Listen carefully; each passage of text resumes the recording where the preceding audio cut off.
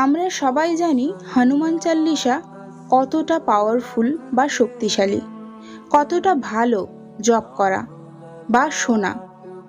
ভূত প্রেত হনুমান চল্লিশা শুনলে কাছে আসতে ভয় পায়।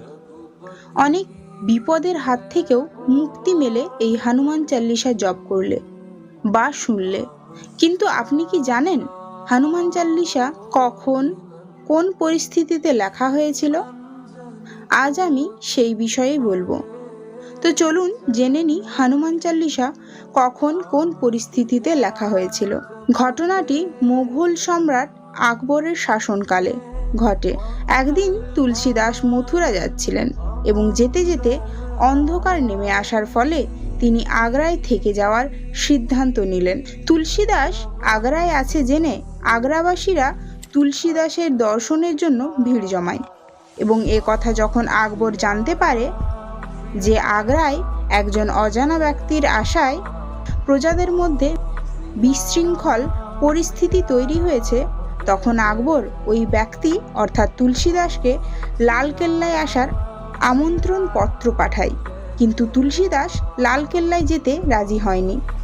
আর যখন আকবরের কাছে এই সংবাদ পৌঁছায় যে তুলসীদাস লালকেল্লায় আসতে রাজি নয়, তখন আকবর রাগে সৈনিকদের আদেশ দেন যেন তুলসীদাসকে বন্দি বানিয়ে আনা হয়। আর তারপর যা হওয়ার তাই হয়।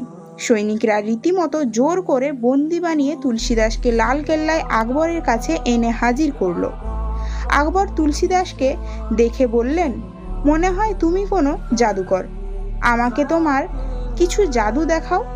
এর উত্তরে তুলসীদাস বলেন যে আমি কোনো জাদুকর নই, আমি একজন সামান্য রাম ভক্ত মাত্র। এ কথা শুনে মোগল সম্রাট তার কথা অমান্য করার জন্য তুলসীদাসকে কারাগারে বন্দি করার আদেশ দেন এবং এর পরের দিন লালকেল্লায় হাজার হাজার বানর হামলা করে, রাজপ্রাসাদ তছনছ করে দেয়। তখন বীরবল আকবরকে বলেন, আপনি কিছু চমৎকার দেখতে চেয়েছিলেন, এই দেখুন চমৎকার।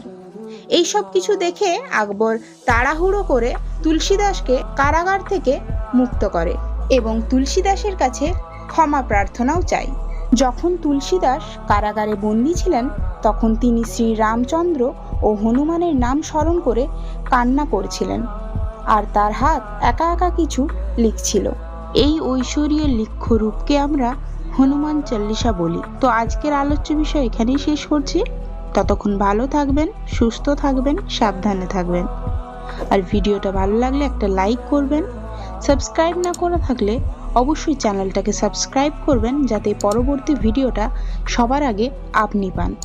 ধন্যবাদ।